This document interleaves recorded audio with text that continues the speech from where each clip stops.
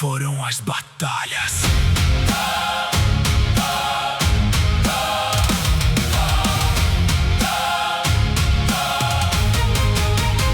Nasci para espalhar destruição, carregando o peso da escuridão. Mas até o ódio pode encontrar uma razão pra continuar. Vi o mundo por outros olhos, descobri um novo caminho.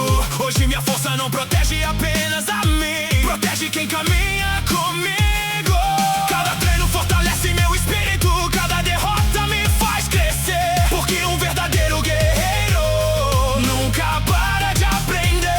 Chamam meu nome com respeito, não pelo medo, mas pelas escolhas que decidi fazer. Se o perigo chegar, eu estarei de pé. Se a esperança desaparecer, Piccolo ainda vai lutar. Eu sou Piccolo, guardião dessa geração. Meu silêncio fala mais alto que qualquer explosão. Eu sou Piccolo, não importa quem vier, enquanto existir esperança, eu permaneço de pé. Vi um garoto despertar, aprender a controlar seu coração sem perceber. Também encontrei minha redenção. A solidão moldou meu espírito, a disciplina guiou minha mão. Hoje cada batalha carrega muito mais que ambição. Não busco fama nem reconhecimento, minha maior vitória é proteger quem amo por dentro. Se preciso for cair, será defendendo quem acredita em mim. Porque esse é o caminho que Piccolo escolheu seguir. O passado tentou me definir, mas eu escrevi minha própria história. O antigo demônio desapareceu.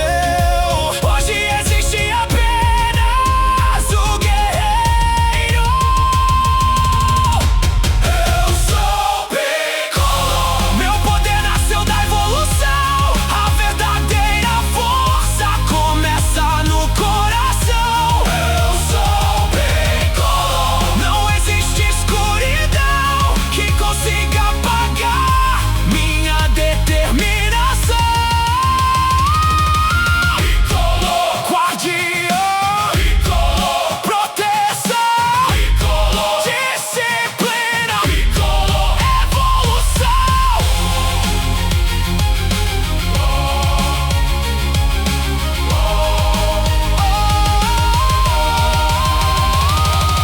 Nem todo herói veste uma capa, alguns usam uma capa branca e carregam o peso de proteger o mundo. Em silêncio,